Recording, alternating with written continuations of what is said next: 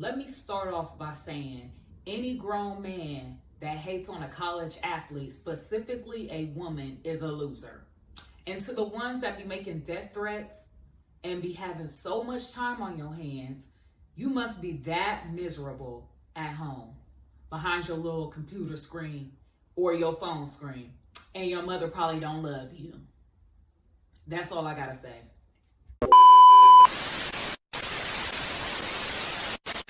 What's up, y'all? This is On Point with Miss Britt, bringing you the latest sports news, updates, recaps. So, over the weekend, we had the women's Final Four and the championship game.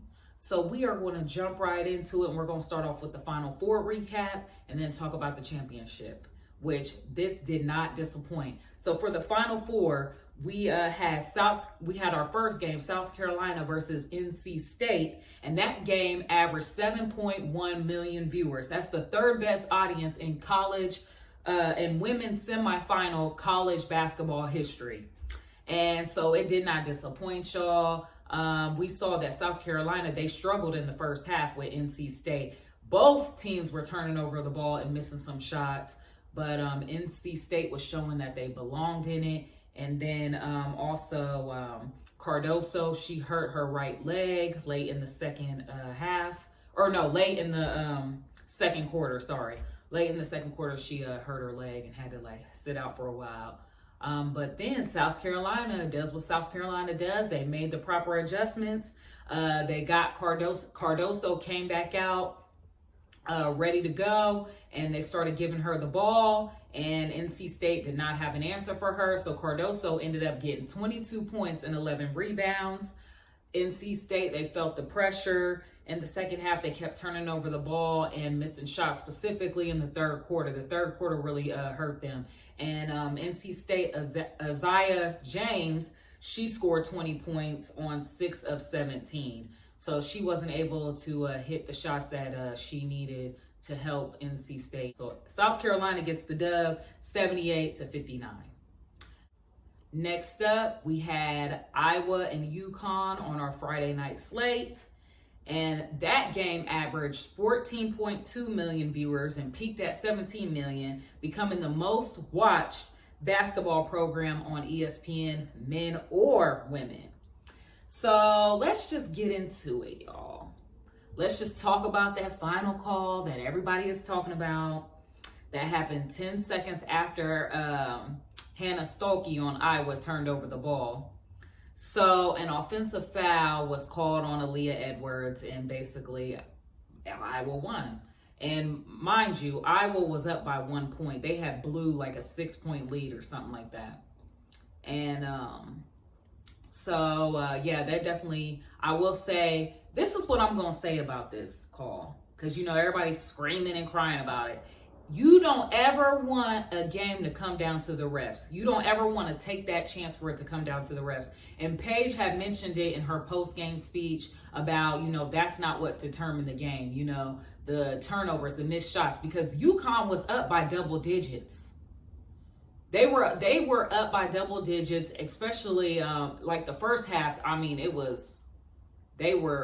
on fire the first half. The second half, Iowa made some adjustments and they started, closing that gap.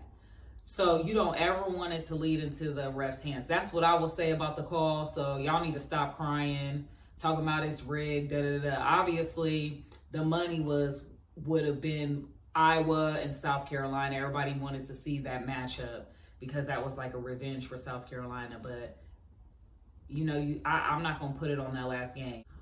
All right, that's all I really got to say about that. It's unfortunate, that it really affected UConn in the last seconds of the game. Some can say you don't make that call. Some say you make that call. Either way, like I said, UConn was up. And they started turning over the ball, missing shots, and Iowa came back. And you don't want to let it come down to the refs. That's just my opinion. You can agree to disagree. We moving on. But one thing I will say with this game, Nika Mule, she was locking Caitlin up, wasn't she? She was. Caitlin, she had only scored 6 points in the first half and missed all 6 of her three-pointers. So Nika Mule was on her. She was not playing no games. And also Paige was a little slow in the first half as well. So, both defenses was coming through. But Hannah Stuelke for Iowa, she stepped up. She had 23 points. She's the one that actually won the game for them, if we want to be honest, And then also Caitlin Clark, the second half, she started getting on fire, and she ended up with 21 points. So if it went for Stuelke, Iowa probably wouldn't even have been in this thing.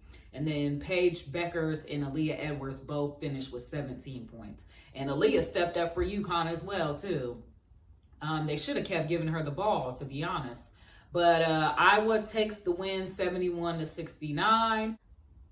So on Sunday, we had the most anticipated Natty and women's college basketball, the revenge tour for South Carolina, what had happened to them last year, how they got sent home in the Final Four by Iowa. They wanted redemption, and this game did not disappoint. And numbers don't lie, y'all. So we had 18.7 million viewers. That was the most watched basketball game since 2019. Whether it's men, women, or pro. So the women is stepping up. They put up them numbers. Them numbers don't lie. Okay? So first of all, at the beginning of the game, Iowa came out shooting. They came out shooting.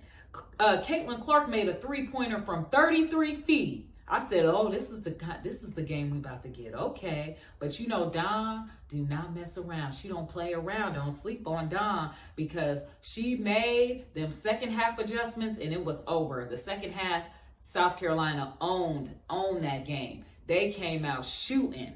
Freshman Tessa Johnson, she had 19 points. Cardoso had 15 points. And then Tahina Powell, she made a couple of threes. And let's not sleep on Chloe Kitts. She had 11 points and she was rebounding like crazy with 10 rebounds. And then let's give credit to Raven Johnson. She was the one that slowed down Caitlin, because Caitlin was on fire. We was thinking she was about to get like 40 points, but Raven Johnson, she slowed her down. But Caitlin Clark still had 30, y'all. We can't take that away from her. But Raven did slow her down, but Caitlin had 30 points, child. So y'all not going to act like she was getting completely shut down, because she was not. All right. And then I just want to say congrats to South Carolina. I've been saying this from jump. They were the most complete team. They are an unselfish team. You see, they all are shooters. Everybody is getting points on the board. So congratulations to them. That was well-deserved. And you know what? They could have been talking big mess all year round, because they were the only undefeated team, but they didn't. They remained humble. And this is well-deserved. This is Dawn Staley's third championship. I'm so happy for her. I loved, how she gave glory to God. I just love everything about Dawn. Dawn is just so classy, just period. Like, you cannot hate on Dawn and the program that she built at South Carolina. Like, you're just a loser if you hate on her, for real. And then I liked her post-game speech. How she thanks Caitlin Clark and gave Caitlin Clark her flowers. That's just what Dawn does. And it really, I just got to call some of y'all out, because it really pisses me off how y'all could be so mad that Dawn is giving Caitlin her flowers. That's the type of person that Dawn is. All y'all do is get on this app and start hating on greatness. Like, Caitlin has transcended the game. You cannot take that away from her. And so has we already know, so many players this season have transcended the game. Like, this class is going to change the way everyone views women's basketball. Dawn is a class act. I love her. And, can't nobody make me hate her, and you shouldn't hate her either. She's bomb. So I'm so happy for her. So, South Carolina takes the win 87-75. Hey, y'all, we got the WNBA draft next Monday at 7:30 p.m. on ESPN. And the latest mock draft that everybody knows that Caitlin Clark is going number 1 overall pick to the Indiana Fever. That's nothing new. Now the players after it just keeps changing up. But this is the latest one that I saw. Los Angeles Sparks get the number 2 pick, and it's saying Cameron Brink from Stanford. But you know what? I keep hearing they might either get Cameron Brink or maybe Cardoso. It could go either way, Cameron Brink or Camila Cardoso. Then the Chicago Sky is saying at the number 3 pick, they got Camila Cardoso. But like I said, those could be switched. Cardoso could go 2 and Cameron could go 3. And then number 4, LA Sparks, they're saying Rakia Jackson. But you know what? I could see Rakia Jackson or Angel Reese for number 4. I could see either one of those. Number 5, Dallas Wings. They got J.C. Sheldon from Ohio State. Number 6, Washington Mystics. They got Aaliyah Edwards from UConn.